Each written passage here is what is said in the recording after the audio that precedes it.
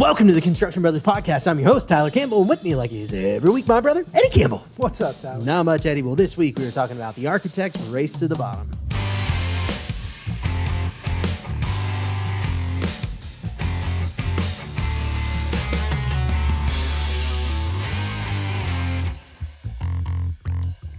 I wonder how many people are going to pick up on the fact that my phone was falling off of my lap while you were doing the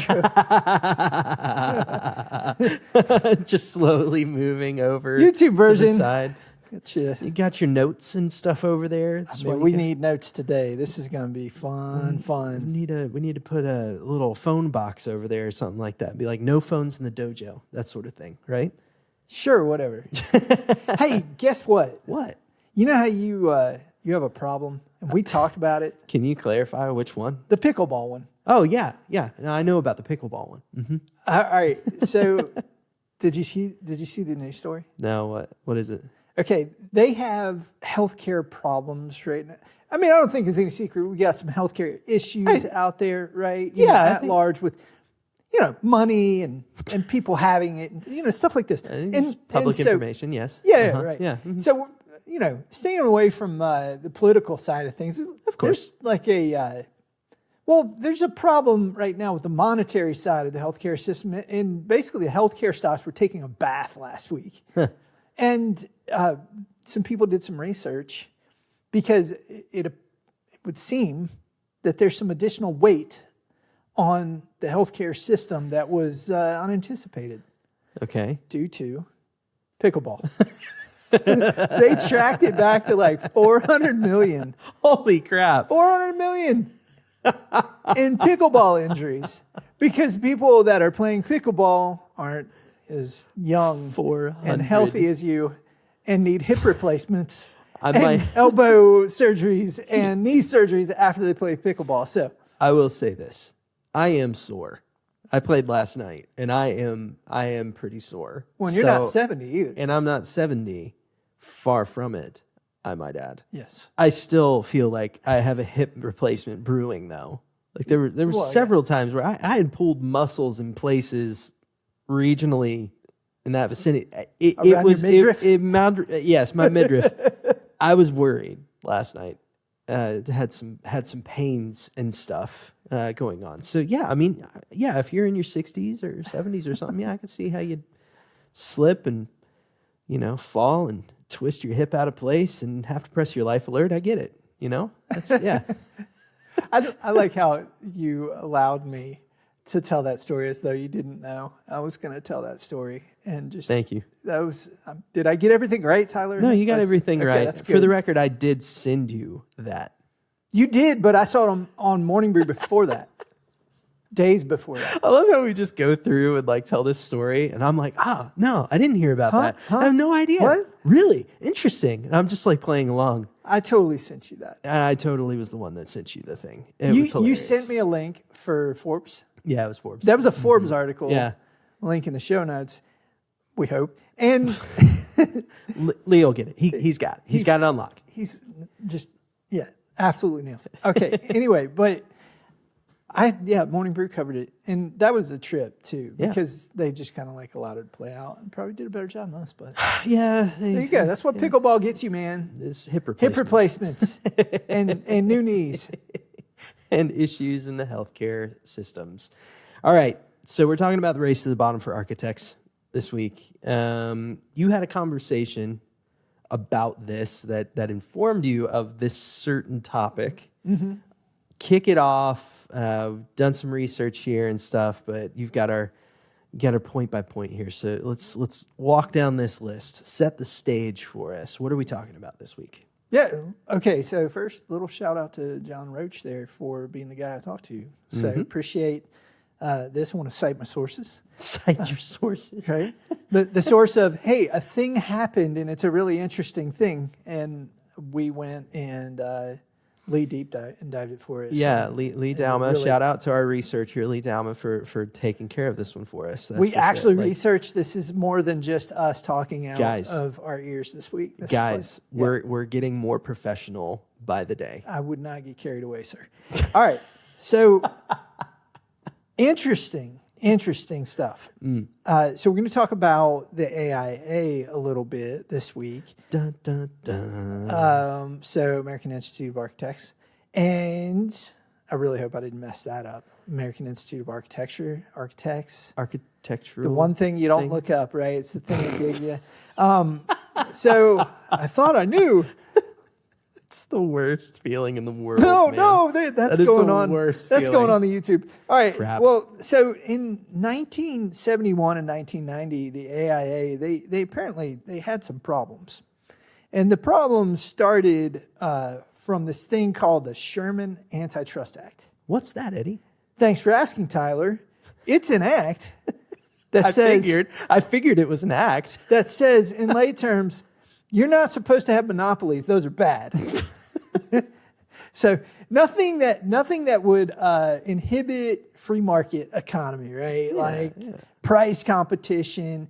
And I know you're a big Men Who Built America fan. Like you like that series. Great little. Was it History Channel? History Channel. History Channel series. So good. Got to be so accurate being History Channel.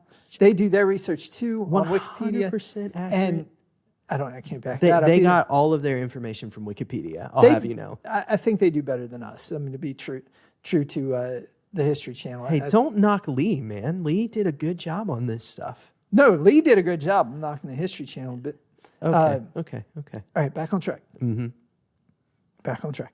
Yeah. Okay, so Men Who Built America, the whole like oil baron, railroad baron, Monopolies. steel magnate, all those guys. That is what brings all this about, right? You're not allowed to have a monopoly and have complete control over the market in the United States. We're not going to allow those things to happen because bad things can happen. Yeah, of course. All right, so Sherman Antitrust is there to keep that at bay. The 1971-1990 cases were brought against the AIA alleging a violation of that act. And it's an interesting little backstory. When you go back in the 1860s, it's all the way back to this case that this guy named Richard Morris Hunt, he kind of inadvertently established almost like a standard rate for architects. And that rate was 5%. And the reason why that rate came to be was because he won this case, this lawsuit over getting paid, basically, as I understand it. And so since he won, and since he won 5%, architects started kind of grasping onto that fee and saying, "Oh, architects get paid." That's the bar. 5%. That's right. And there are cases beyond that. But the percentages, they were 5-6%. They kind of stayed there for a long time, right? And so by the 1950s, individual AIA chapters, they had, even though they were frequently a little bit convoluted, they had fee structures. And that was where the problem kind of started, is that this organization had developed a fee structure. And when you develop a fee structure, and that's not internal to your company, that's all of the architects everywhere are going to charge this for what you do. Well, the Sherman Anti-trust Act comes in, and there were cases that were tried, and basically the AIA they kind of settled. Basically, there was a consent judgment, is what it was called. Basically outlining what the AIA and its members could and couldn't do. So that was kind of established in 71. And then there was another dispute in 90 over some of the same things where there was a guideline established. It wasn't a strict law or rule or anything like that. It was trying to establish some guidelines for how we charge. The problem is that the architects that are a part of this organization were basically colluding. They were allegedly colluding with one another in a way that violated this act. And so that's pretty thick stuff. That's all the thick kind of historical stuff, but it's just it really gets the juices flowing because it changed structure. And there was one statement, and props again to Lee for kind of finding this, but when this happened, some of the people in the AIA kind of pushed back and said, like, this isn't actually good for architecture or for the people. Mm-hmm. And the reason they pushed back is kind of like, well, if we have a fixed fee to do all of the architecture that's necessary on a building, then, and we've got like, there's almost like a morality that goes with the design community, like this sacred trust type of attitude that we're going to do this. We have a sacred trust to the public, and we're going to do it right. And that's part of like becoming a professional and getting licensure and all of this. And so that with that attitude in mind, there were people within the AIA that said, well, you know, quality is going to go down, right? Like this is going to really kind of shake the rafters of like what we do. And this isn't good. And, you know, that didn't change the fact that they had to establish some different laws and rules, but I'll pause there for comment because that's a lot of info. So, all right. Yeah, that is a lot of info. So 5%, that was basically the rule, right? It was 5% across the board. All architects basically adopted that. They adopted it, but it wasn't like a rule. It was just a practice. It was a practice. Right. It was something that was issued by AIA and said like, hey, as a general practice, we charge 5%. Yeah. Eventually, this is kind of adopted by, as I understand it, the AIA.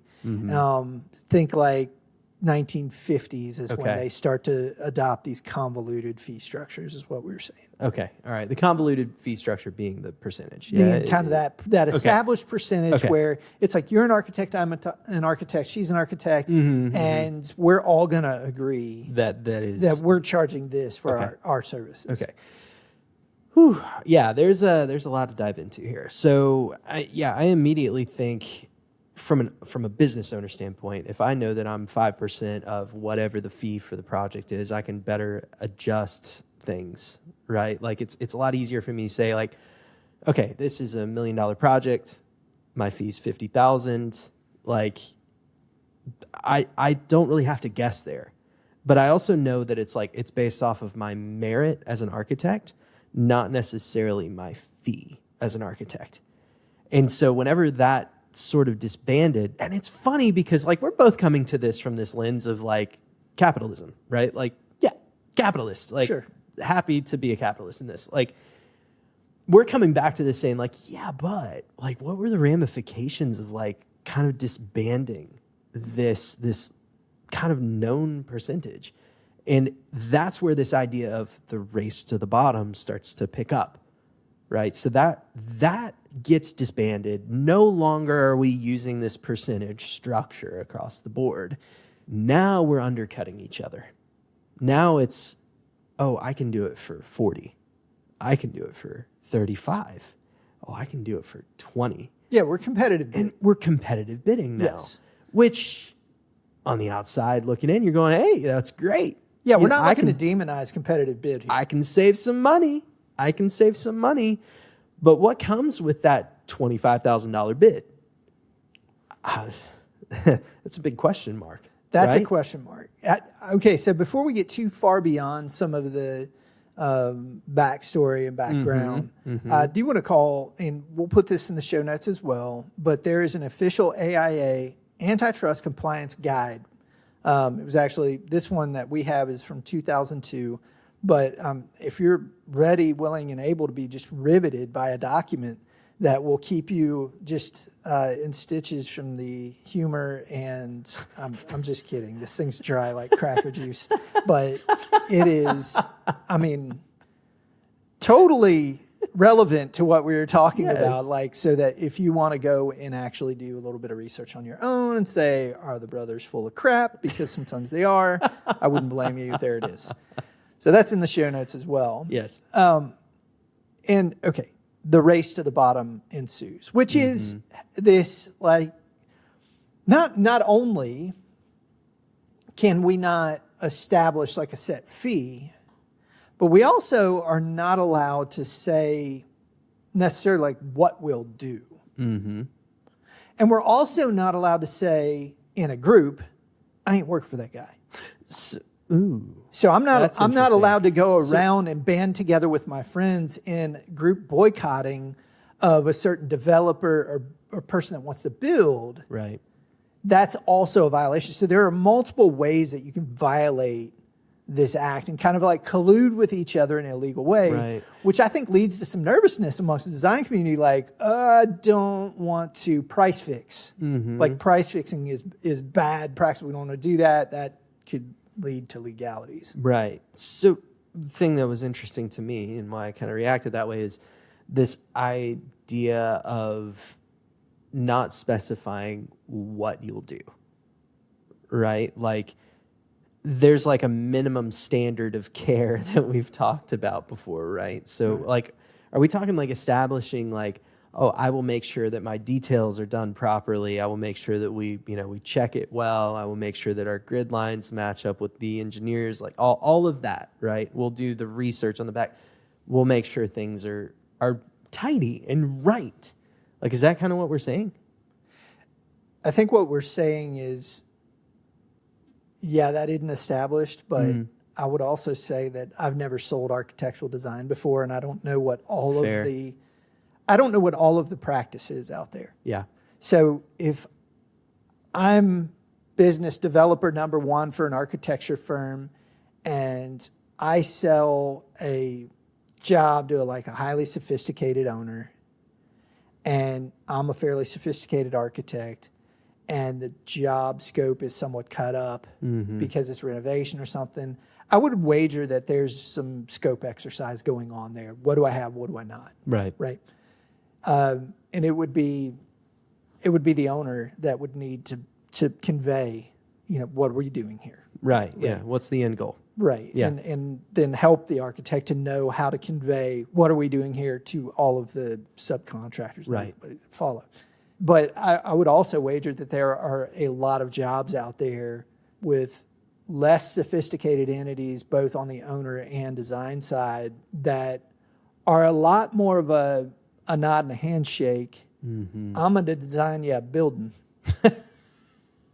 And that building, Yes. like the understanding is more or less like, you're Yes. going to architect enough architecty stuff to get me through all of the things that our architect has to get me through. And I Right. mean, in the smaller municipalities, like, it's basically like, what are they going to bother me about?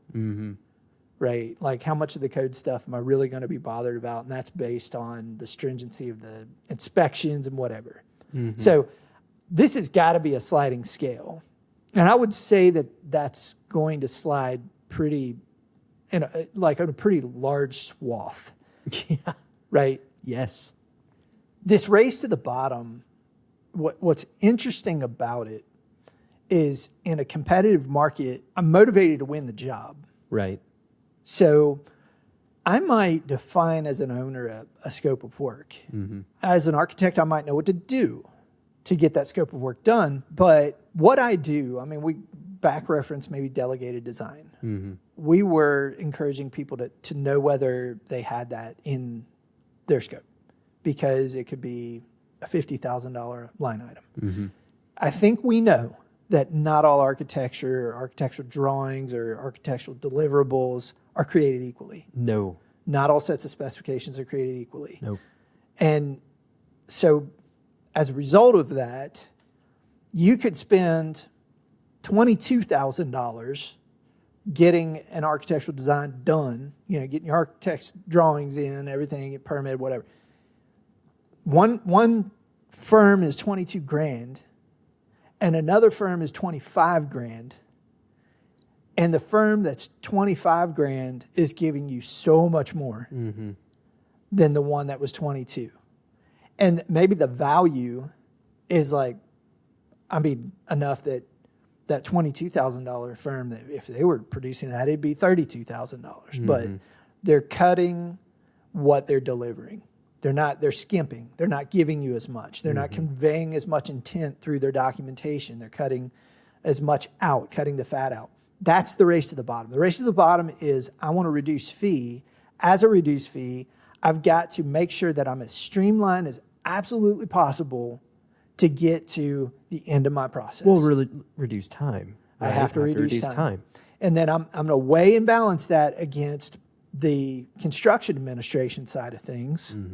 That's a whole other part of the fee structure of like being on board for the construction administration and the RFI and everything that goes down there. There's a lot here. And the motivation is to make money.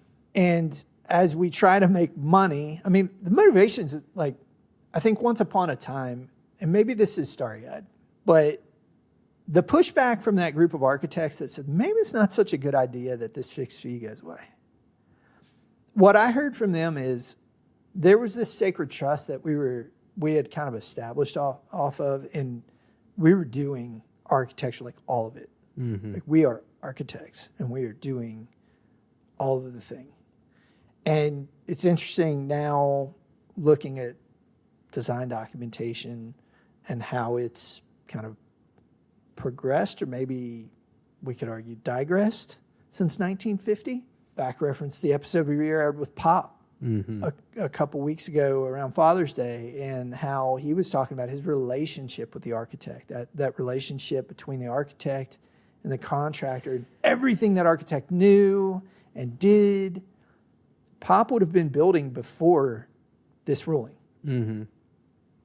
Right? That architect would have been contracted before this ruling. Well, yeah, I mean, that's the thing is like, so it just makes he had enough money to go and ensure that it was done properly, and he could invest the time into, like the architect could invest the time into getting the job done and getting it done right. Yeah. You know, and that's something that this race to the bottom doesn't allow anymore, right? So, I mean, if I'm charging $20,000 for $1 million structure, or however it works out now, like these are preposterous numbers we're throwing out, I'm sure, but like I can't afford a trip to the job site on top of the time that I've already spent designing your building. No, because right? you're So on I push an back. hourly metric. Yeah, I have to push back against that and say, no, I can't, because it reduces your profitability every single time you say yes. That we see right? that a lot. We see that a lot in engineering firms where, and we've talked about this, there is a correlation between the time spent on design. Yep. And also, I would say, who's doing that? Yeah. Because everybody's got a different billable rate. And engineers are engineers, man. They love math. So they know darn good and well, if I've got somebody who is like a principal in the company and they're having to work on something, they're doing something, that their rate's way higher. So the idea at hand is I've got a lump sum fee and I've got a number of hours that fee kind of can represent. And my job is to get that thing done under that as efficiently as possible with as cheap a labor as I can come up with. Yeah. So I will always hand that task down to the person that is just competent enough to do it if I do this thing well. Yeah. Not somebody who's incompetent, but somebody who's just competent enough. It's not always the highly competent person doing it, and that could be a quality issue. So what do we keep circling around. It's about quality. Yes. It's about like the amount of design you're buying. It's about the money, because we've had a common thread and recurring theme here of spend more money on design. And how do I argue for spending more money on design when it's really hard to know what I'm buying? It's really hard to know if, hey, I'm actually getting more for my money. And also, another interesting talking point, and I actually talked about this with Roach too, is having lending contingent on a set of permit docs. So a bank is not ready to give anybody money until we're ready to go on permit. So that developer is at risk until the point in time where the bank says, okay, we're ready to go. We got that permit. There's a line at which the funding comes in, and that line is after design, which also leads me to want to design as little as possible to mitigate my risk before lending guarantees me the money to be able to cover the architect, the engineer and his consultants. Oh yeah, that's a race of time for sure. Because So, I'm cash flowing. Yeah, you as a developer, you're sitting there like just holding your breath. So that's a whole thing too. Holding your breath. Finally got permit. All right, we're good. So there are a lot of things. There are a lot of things putting downward pressure on the design community, and the downward pressure. It starts with lending. It starts with maybe the ignorance of owners, and that's not like a knock. It's just like owners a lot of times aren't like, you're not a builder. You might be an owner's representative, at which point you are a builder and know something about that. But I mean, a lot of times owners don't know that stuff. There are a lot of things. Getting a metal building on your, whatever it may be. They don't. There's some things that they don't understand. They're not the people that are supposed to do all of these things. Right. That's why they're hiring them. So there are a lot of things that come to play when it comes to how fees and effort and deliverable and all this stuff is set up. And it's all creating this downward pressure. And it's a race to the bottom in that I want to give you kind of like the least for the least, right? I want to get away with the least amount of work that I can get away with. I don't think most people would actually verbalize that. They wouldn't. They wouldn't say that, but I also don't know anybody who is readily and often getting outside of their scope and taking care of everybody else's issues. Just going over and meddling, right? Getting out of their lane and saying, you got that? You have that? Do you need help? Just making sure that everybody understands. Yeah. That doesn't make me more money. And in some ways, people don't want you to get out of your lane anyway. Yeah. So we're talking with Patrick, and Patrick was saying the same thing last week.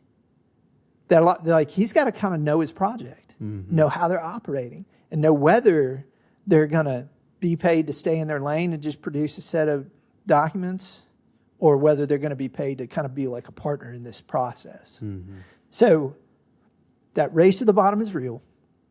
And as we have said, we need to plan more. We need to design better. If we're going to get better results out of the construction industry, we need to push for a better design. What I'm presenting right now is that there's this whole kettle of junk back there that's prohibiting it, that's keeping it from happening. So I can want it all I want, but there's a real problem back there that's keeping us as an industry from coming together and doing it. There's even some fear in the architectural community of colluding, of getting our heads together too much about what we deliver and coming up with a standard, because they've been hit by court cases twice and lost in judgments. They've got a document outlining this stuff. So, and they're all getting taught this stuff in school. We talked to Jonathan earlier, and he remembers being taught this stuff. So this is not something that architects know this, designers know this stuff. And so there are fears and there are pressures that are things that you and I don't typically deal with that are there that really make these starry-eyed notions of just spend more on design and it'll all be better. Just plan more. Just spend more money up front. That there's lending and all this stuff standing in the way. And that is a brokenness that I don't know how to fix other than to culturally and contractually fix things. I do think there are people grabbing at that and saying we have to culturally and contractually fix this. Grab it by the throat and say this whole process is broken. We're going to make it do different this time. I mean, from inception to lending, everything, it's all going to be different so that we can do this. Because if we do it the normal way, it's broken. I've got an analogy, because I don't want this to come off as crapping on any kind of capitalistic or business pursuit of trying to make money. No. I don't. That's not it. That's not what it is. And that's why I'm not saying, designers just need to design more. Yeah. I'm saying, no, why don't we pay more for better designs? Right. I think I'm making a case. Most designers would be happy to do that. Like, I mean, if you come to them and you say, I'm going to throw an extra 10 grand on there because I want you to spend a little extra time on this, make sure it's right. I do not know any business person that would say no to that, right? Like, I want you to spend a little extra time on this, so I'm going to put this on there as a cover, yeah, right? Like, it's... By value. By value. By value. Mm-hmm. If there's a call to action here, by value. If there's a call to action here, if you are on that, I need to buy a design end of things. If you're a developer, something of that ilk. If you're potentially looking at building your own building or whatever, hey, buy value. You know what? Plan. Buy more design. Work with your lender and tell them, we really believe that this process could go far better if this deal was structured in a more favorable way. Work with the people around you to try to make it a reality. I was thinking about this, and this is, as all analogies are, probably falls short, but I was thinking about... Baseball? Were you thinking about baseball? No, trucks. Okay. Oh, funny. Okay. All right. Yeah, that's nice. Okay, you know... This is a change of pace. I'm used to baseball analogies from you, man. I don't know what to do with myself. So when you got a truck, you want to buy, there are trim packages. So you were aware of this, like you got your F-150, right? Yep. Okay, so Just get the XLT. And then, what would have been a better and worse trim package? The Lariat. Okay, so you could have gone up. Is the XL? And there's maybe some options within that. Yeah, of course. And then above the Lariat, there's like the King Ranch. And then I think above the King, is it above the King Ranch? It's the Raptor. Oh, yeah, okay. I want one of those. I Yeah, really want Raptor's one of those. I really want a freaking Raptor. In that automotive example, Sorry, honey. which we work off of the automotive example a lot when it comes to our construction language because of lean, like everybody's going back to that. If you want to buy a Raptor, you're going to have to bring $95,000 to the table. Like you expect to pay more for a Raptor trim package. Right. And you expect to pay less for an XLT. You expect to pay less if it doesn't have four-wheel drive. You expect to pay less if it's got a lesser transmission. And you know that about the thing when you buy it. You know whether it's got cloth or leather. You know if it's got the upgraded, side mirrors with the turny lights on it or not, or whatever. The turny lights. The turny lights. You know things about what you're buying. They're defining what they've built for you. Right. And they're saying, here's what you're going to get. Now, in a building sense, that's what specifications, design docs, and things like this are supposed to do. Right. Right? They're supposed to define intent and scope and help somebody build and get the Lariat if they want the Lariat, get the Raptor if they want the Raptor, get the XLT if they want the XLT. Yeah. That's what the design docs are supposed to do. But then what about the design docs themselves? And so there's a whole process that impacts the time to market, like the time it takes to build that building, that impacts the price that it costs to build that building, that impacts the quality, that impacts how environmentally impactful that building is. It has this whole spray of impact. That design package does all of that as it defines how I'm going to get that Raptor. But there's a lot of variability in how that can happen.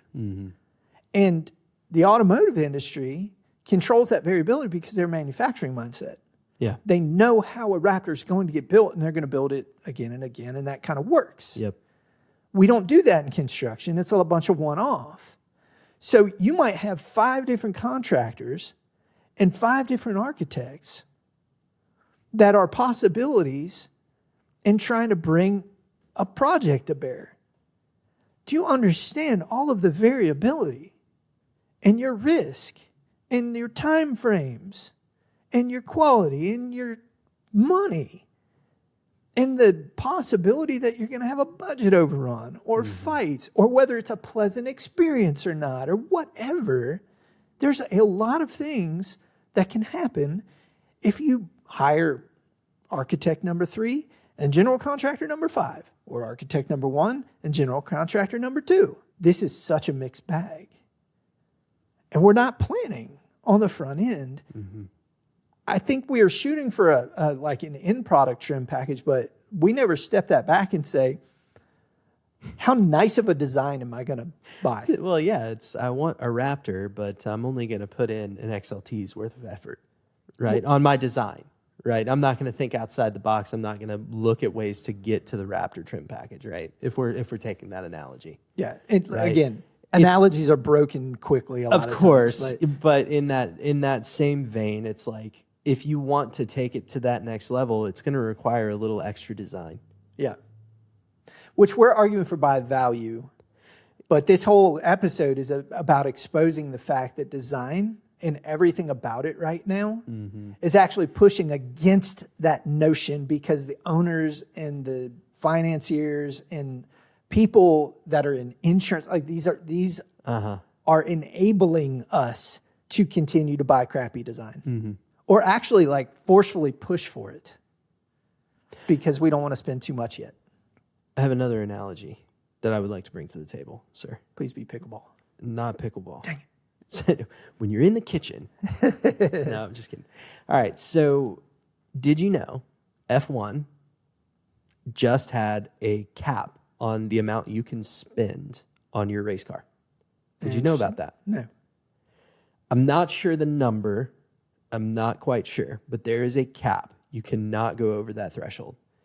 So now it is leveled the playing field. That is what they have decided to do. Is they have leveled the playing field to a point now where it's based off of like what the engineers can pull out of that car specifically. So it's more of like an engineering challenge and a monetary challenge of like, how can we engineer this better than our competitors with the same amount of money?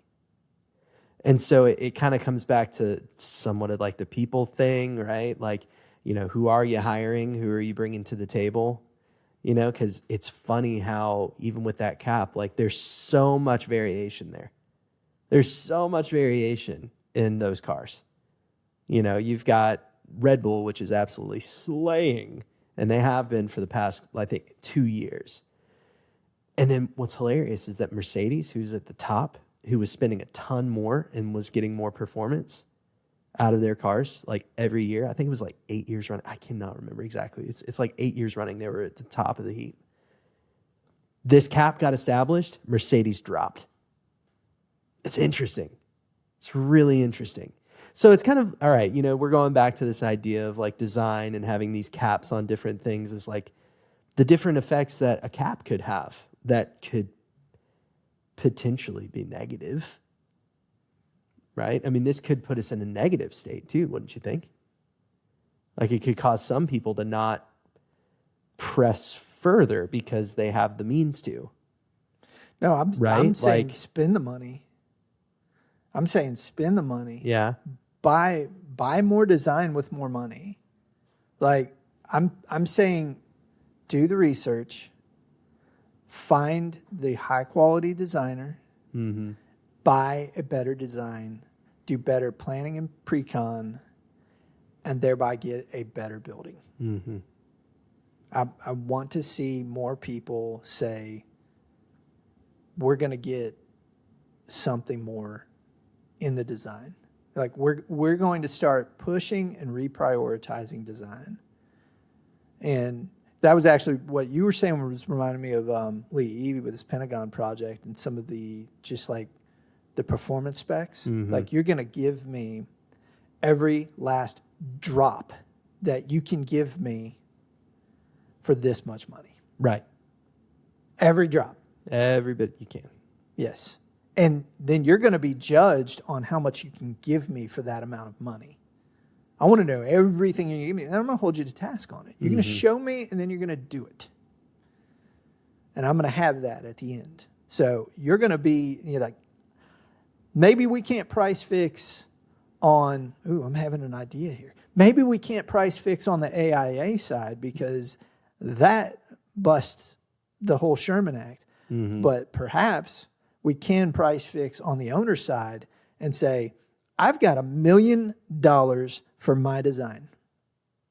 And when you come in to bid this project, you are going to show me absolutely everything that you're going to give me for $1 million. I want every last drop. Mm-hmm.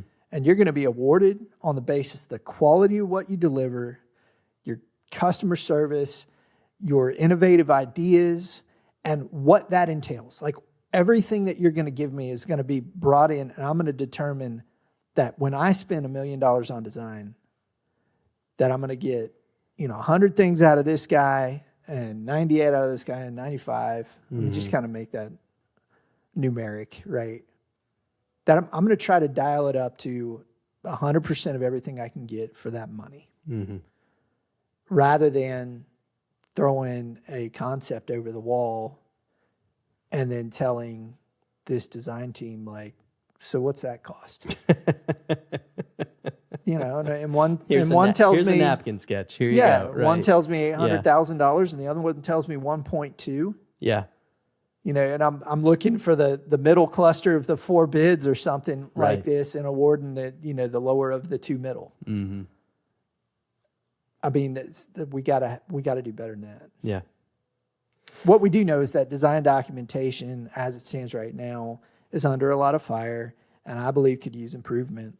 And I'm trying to point out some practical reasons why designers are saying, well, yeah, we don't have the time we used to. We don't have the fee we used to. Yeah. I think the argument that we're kind of posing today is pay your designers, pay them well.